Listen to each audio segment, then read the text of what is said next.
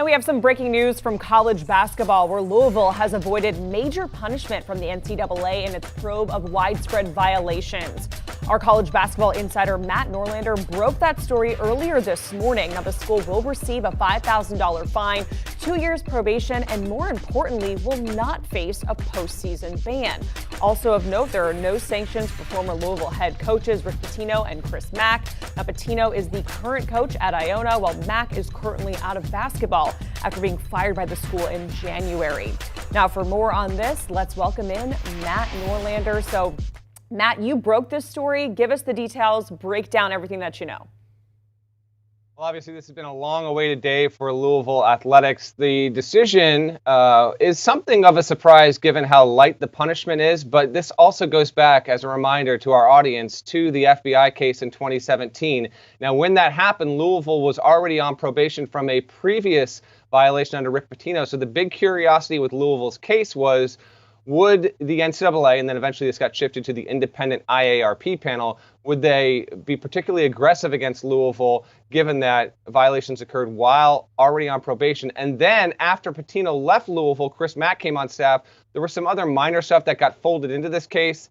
Mack wasn't hit whatsoever. The punishments that did come down here that I do want to note right off the top, our former assistant Jordan Fair, who was on staff with Rick Pitino, he received a 2-year show cause, meaning you'd have to show cause if you ever want to employ him at the NCAA level for the next 2 years. And then former associate head coach Kenny Johnson, who is now at URI, Rhode Island, as an assistant, he received a 2-year show cause that in effect prohibits him from being able to go on the road and recruit for the next 2 years. So Kenny Johnson will face, something of a significant punishment here. He was the one who was alleged under oath in court to have actually helped facilitate and make payments to former five-star prospect Brian Bowen. But Pitino not getting any kind of punishment is obviously a big one. He's the head coach at Iona, and there was a curiosity whether or not he would face any kind of suspension, be it 3 games, 6 games. That's not happening. I was told by sources going into this that Rick Pitino and his camp were actually very comfortable and confident they would not face a punishment.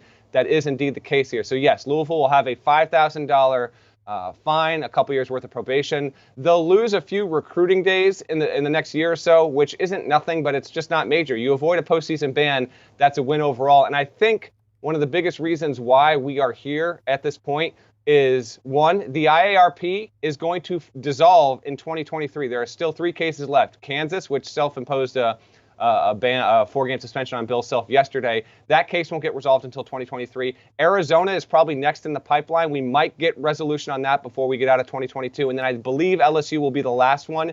But the IARP is going away. This body that was only created as fallout from the FBI investigation really doesn't seem to be all that determined on levying significant punishments. Memphis recently got its resolution. It avoided any kind of significant punishment as well. And then the other part of this is we are 5 years removed from this. So we are 3 coaches removed from when Rick Pitino was there at Louisville. No one, the athletic director, coaches, coaching staff, the entire administration has changed over. What more could you really do to Louisville right now that it hasn't suffered from in the past 5 years? And I think that was another factor that went into consideration. And Matt, you were saying the general consensus was that, kind of surprising that it was a fairly light punishment. How surprised were you personally? Did you think it'd be worse? I thought it might be a little worse than this, only because Louisville was a 2-time violator while on probation. And I was curious if the IARP, which that governing body has some former NCAA people on it, but it also has former lawyers. It's got a kind of a diverse council, if you will. And I wondered if they might not take those factors and look at precedent with the NCAA and rule, maybe a heavier money fine, potentially, a 3-game, 5-game, 6-game, 10-game suspension for Rick Pitino, who is back and active at Iona.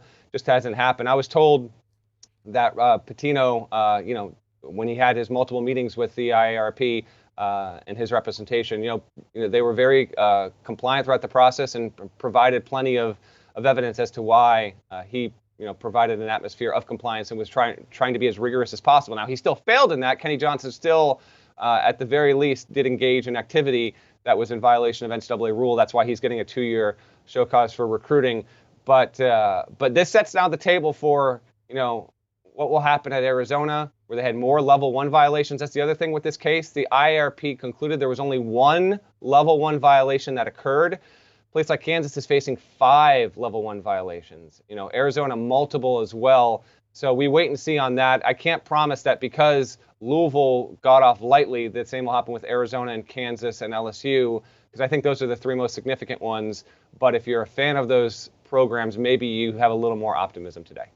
All right, that is Matt Norlander joining us here on CBS Sports HQ. Thank you so much, Matt. If you're just joining us, that breaking news from college basketball, where Louisville has avoided major punishment from the NCAA in its probe of widespread violations. We're going to continue to follow this here on CBS Sports HQ. Most importantly, they're not facing any postseason ban. And we'll continue to follow this story.